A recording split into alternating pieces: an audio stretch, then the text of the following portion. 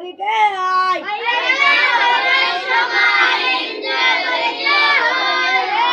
আল্লাহুম্মা ইন্নী আউযু বিকা